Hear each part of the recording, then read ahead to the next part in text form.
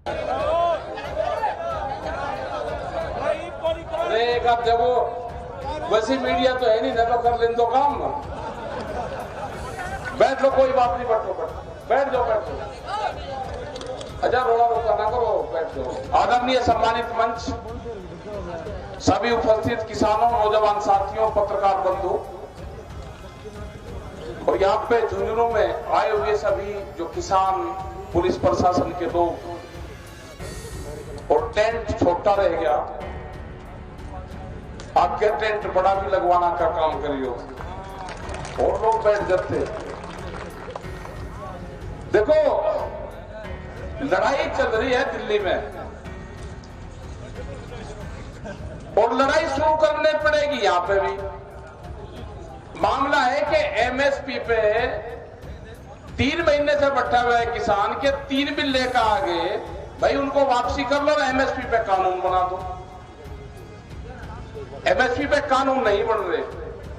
ये किसान जब समझ लेगा ना, ये अपने आप बनाना शुरू कर देगा। कल की घटना है आगरे की। आगरे में किसान अपना गेहूं लेकर गया मंडी में, गेहूं का रेट लगाया, वहां की कंपनियों ने, व्यापारियों ने 1600 रुपया क्विंटल। उसने कहा कि एमएसपी का रेट है 1975 रुपया, इससे कम पे नहीं बेचूंगा और मंडी चलने नहीं दूंगा।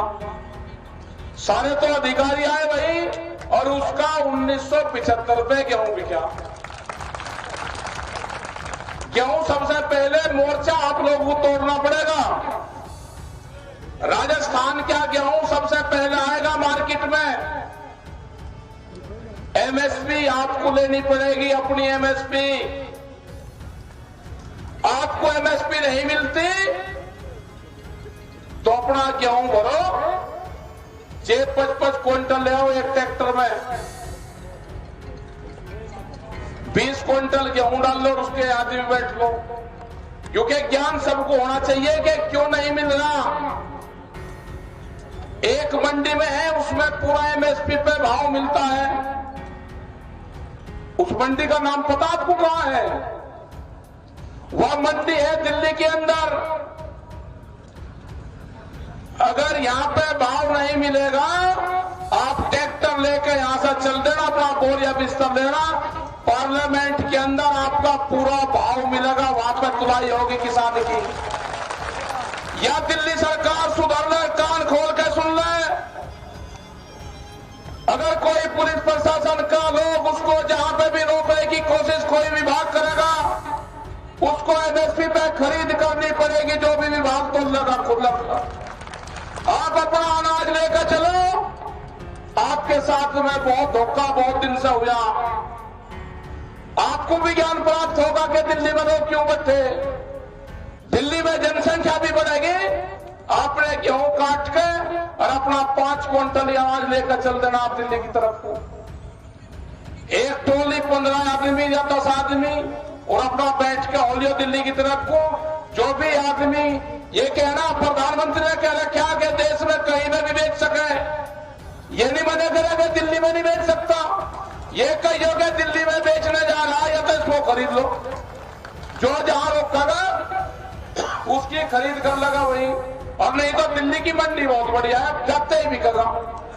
पार्लियामेंट से पहले रुकना ही नहीं, जो जहां रोका वही रुक जाओ सड़क पर। ये काम करना पड़ेगा। और ये झुंझुनू क्रांतिकारियों का जिला है। बहुत लोग शहीद हुए हैं, जिन मुसलमानों को देश का गद्दार बताया जाता है। यहाँ पे वे गांव भी है कि देश में सबसे ज्यादा एक गांव है, उसमें शहीद मुसलमान हुए हैं। ये सबक बताना पड़ेगा। उनकी शहीदों की फोटो दिखानी पड़ेगी आपको फिर मोर्चे तोड़ने पड़ेंगे। ये तो क्रांतिकारियों का जिला है। शहीद करने राम देवाराम, इन्होंने जो सामंतीवादी प्रथा थी उसके खिलाफ आंदोलन चलाए और उसमें शहीद ये लोग हुए। दूसरे हुए बाबूराम, 1988 में टिकैत साहब की बरसी में आए थे। यहाँ पे 12 फरवरी को यहाँ पे टिकैत साहब आए। उनके प्रोग्राम में जब उनकी बरसी हुई तो उस पर लोग वे आए थे यहाँ पे। तो आपको निकलना पड़ेगा और ये मोर्चेबंदी आपको तोड़नी पड़ेगी, नहीं तो दिल्ली सरकार सुनने वाली नहीं है। अगर अब की बार भी मोर्चेबंदी नहीं टूटी, अब की बार भी देश में एमएसपी नहीं मिली, तो जो 70 और 60 और 50 साल से हम आटे में अपनी फसलों को बेच रहे हैं, फिर बेचना पड़ेगा और कभी हमारे जो बच्चे हैं ये माफ नहीं करेंगे। अगर आंदोलन फेल होता है तो देश का किसान फेल होगा, देश का नौजवान फेल होगा, देश की महिलाएं फेल होगी, जो 350 से सिलेंडर 800 रुपए बचा लिया। आपके साथ में आएंगे। हमने नारा दिया था कि टैंक और ट्रैक्टर साथ चलेंगे, नहीं चलने दिया, कोई बात नहीं।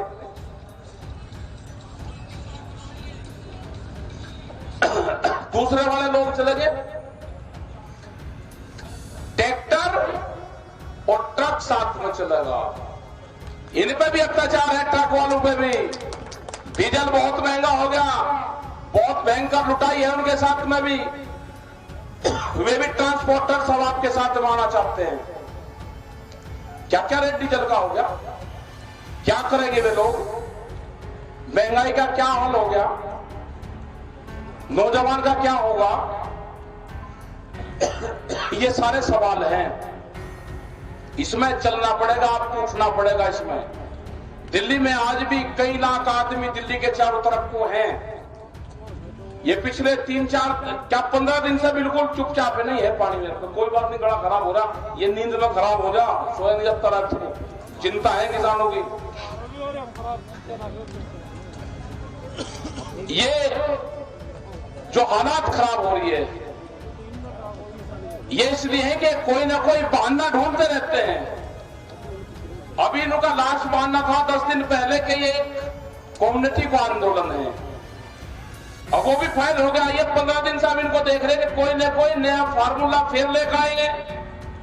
ये लेकर आ गए, मैंने कहा कि ये छोटा किसान तो गांव में है और बड़ा किसान वहां पे है जिसके पास में ट्रैक्टर है।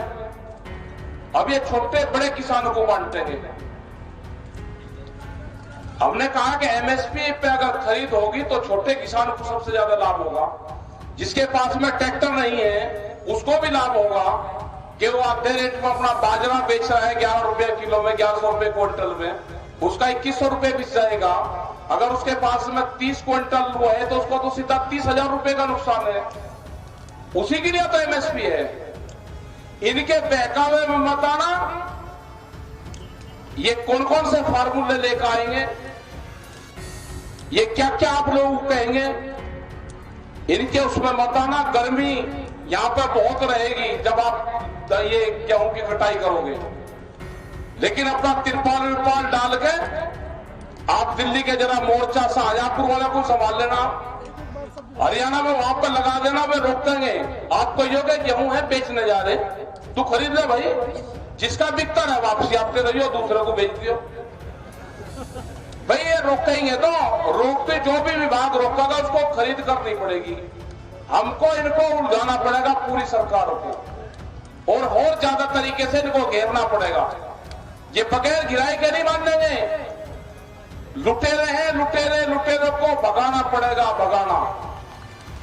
लुटेरे तो